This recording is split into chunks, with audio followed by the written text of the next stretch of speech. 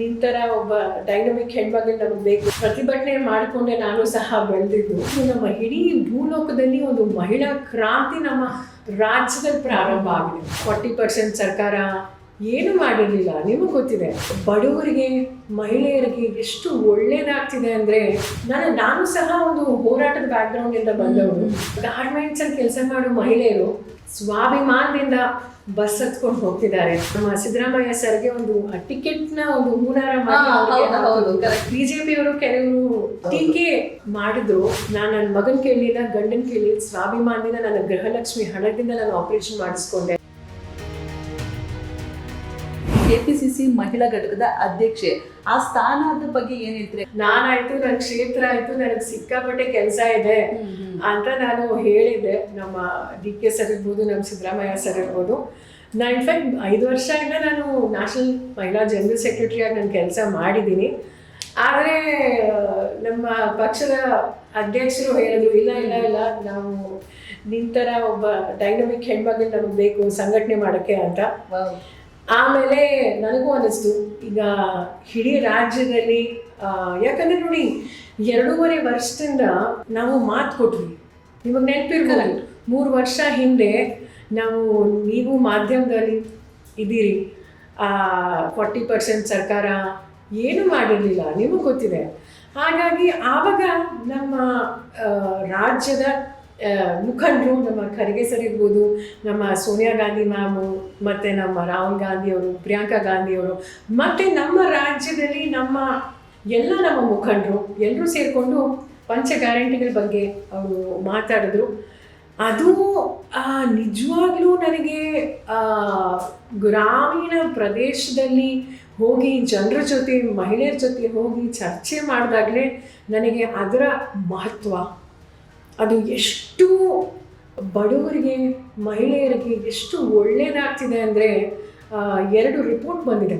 Actually ಇತ್ತೀಚೆಗೆ Azim Premji university ಇರ್ಬೋದು, ಮತ್ತು ಇನ್ನೊಂದು ಪಾಲಿಸಿ ಆರ್ಗನೈಸೇಷನ್ ತಾರಾ ಕೃಷ್ಣಸ್ವಾಮಿ ಅಂತ, ಅವರು ಸಹ ಒಂದು ರಿಪೋರ್ಟ್ ಮಾಡಿದ್ದಾರೆ. ಆಲ್ಮೋಸ್ಟ್ ಒಂದು 6,000 ಸ್ಯಾಂಪಲ್ಸ್ ತೊಗೊಂಡು ಮೂಲೆ ಹೋಗಿ ಅವರು ಹೇಗೆ ನಾನು ಸಹ ಒಂದು ಹೋರಾಟದ ಬ್ಯಾಕ್ಗ್ರೌಂಡಿಂದ ಬಂದವರು. ಪ್ರತಿಭಟನೆ ಮಾಡಿಕೊಂಡೆ ನಾನು ಸಹ ಬೆಳೆದಿದ್ದು. ಸೊ ಒಂದು 4 ವರ್ಷ ಹಿಂದೆ ಒಂದು ಗಾರ್ಮೆಂಟ್ಸ್ ಕೆಲಸ ಮಾಡೋ ಒಂದು ಯೂನಿಯನ್ ಅನ್ನು ಕರೆದಿದ್ದು ಒಂದು ಕಾರ್ಯಕ್ರಮಕ್ಕೆ. ಆಗ ಅವರು ಹೇಳಿದರು, ನಾವು ಯಾಕಂದರೆ ನಿಮಗೆ ಗೊತ್ತು, ಬಸ್ ಪಾಸು 1,500-2,000 ಬೇಕಾಗುತ್ತೆ ತಿಂಗಳಿಗೆ. ನಮ್ಮ ಸಂಬಳ ಇರೋದೇ ಹಬ್ಬ ಅಂದರೆ 10,000, 8,000, 12,000. ಈಗ ಅದೇ ಗಾರ್ಮೆಂಟ್ಸಲ್ಲಿ ಕೆಲಸ ಮಾಡೋ ಮಹಿಳೆಯರು ಸ್ವಾಭಿಮಾನದಿಂದ ಬಸ್ ಹತ್ಕೊಂಡು ಹೋಗ್ತಿದ್ದಾರೆ. ಪೌರ ಕಾರ್ಮಿಕರು ಸಹ ಪಾಪ ದುಡ್ಡನ್ನು ಉಳಿತಾಯ ಮಾಡೋಕ್ಕೆ ಅವರು ನಡ್ಕೊಂಡು ಹೋಗ್ತಿದ್ರು. ಅವರಾಗಿರ್ಬೋದು, ಮತ್ತು ನಿಮಗೆ ನೆನಪಿರ್ಬೋದು, ಒಬ್ಬರು PhD ಮಾಡ್ತಿದ್ದಾರೆ ಒಬ್ಬರು ಮಹಿಳೆ.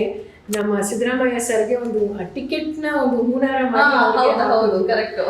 ಆಮೇಲೆ ನಿಜವಾಗ್ಲೂ ಬಹಳ ಸಂತೋಷ ಆಗುತ್ತೆ. ಯಾಕಂದರೆ ನೋಡಿ, ಇದು ಫ್ರೀ ಬಸ್ಸು ಅಂತ ಈ BJPಯವರು ಕೆಲವರು ಟೀಕೆ ಮಾಡಿದ್ರು.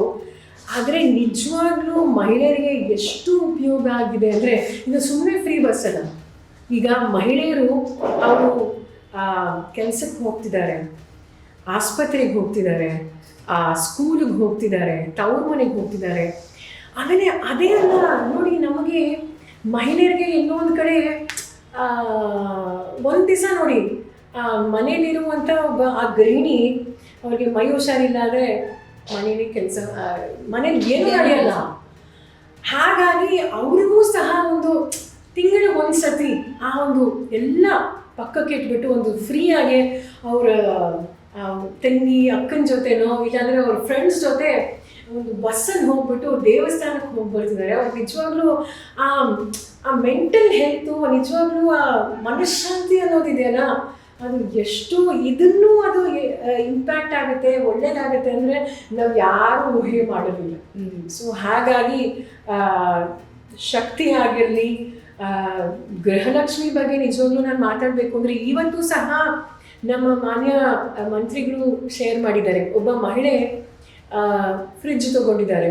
ನಾನು ಬೀದರಿಗೆ ಹೋಗಿದ್ದೆ, ಅಲ್ಲಿ ಒಬ್ಬ ಮಹಿಳೆ ಎಲ್ಲಿ ನಿಂತ್ಕೊಂಡು ಹೇಳಿದ್ರು, ನನಗೆ ಹಾರ್ಟ್ ಆಪರೇಷನ್ ಆಯಿತು, ನಾನು ನನ್ನ ಮಗನ ಕೇಳಲಿಲ್ಲ, ಗಂಡನ ಕೇಳಲಿಲ್ಲ, ಸ್ವಾಭಿಮಾನದಿಂದ ನನ್ನ ಗೃಹಲಕ್ಷ್ಮಿ ಹಣದಿಂದ ನಾನು ಆಪರೇಷನ್ ಮಾಡಿಸ್ಕೊಂಡೆ ಅಂತ. ಬಿಜಾಪುರದಲ್ಲಿ ಮಹಿಳೆಯರು ಆ ಭಾಗದಲ್ಲೆಲ್ಲ ಅವರು ರೊಟ್ಟಿ, ಜೋಳದ ರೊಟ್ಟಿ ಅವರು ತಿನ್ನೋದು. ರೊಟ್ಟಿ ಮಾಡಿ ಅವರು ಪಟ್ಟಣಕ್ಕೆ ಒಂದು 15 ದಿವಸಕ್ಕೆ ಒಂದ್ಸತಿ, ತಿಂಗಳಿಗೊಂದ್ಸತಿ ಅವರು ಬಂದು ಮಾರಾಟ ಮಾಡಿ ಹೋಗ್ತಿದ್ರು. ಈಗ ಅವರು ಯಾವಾಗ ಬೇಕಾದ್ರೂ ಬಂದು ಸೇಲ್ ಮಾಡಿ ಹೋಗ್ಬೋದು. ಸೊ ಈ ರೀತಿ ಇನ್ನೊಬ್ರು ಮಹಿಳೆ ಹುಬ್ಳಿಯಲ್ಲಿ ಒಬ್ರು ಇದು ಈ ಕ್ಯಾಂಟೀನ್ ಸಣ್ಣದೊಂದು ಇದು ಶುರು ಮಾಡಿದ್ರು, ಇಡ್ಲಿ. ಸೊ ಹಾಗಾಗಿ ನೋಡಿ, ನಾವು ಮಹಿಳೆಯರು ಪ್ರತಿಯೊಬ್ಬರು ಆರ್ಥಿಕವಾಗಿರ್ಬೋದು, ನಮ್ಮ ಶಿಕ್ಷಣ ಇರ್ಬೋದು, ನಮ್ಮ ಆರೋಗ್ಯ ಇರ್ಬೋದು, ನಾವು ಸ್ವಾವಲಂಬಿಗಳಾಗ್ತಾ ಇದ್ದೀವಿ. ಇದು ನಿಜವಾಗ್ಲೂ ಒಂದು ಮುಂದಿನ ಪೀಳಿಗೆಗೆ ಒಳ್ಳೆಯದಾಗ್ತದೆ.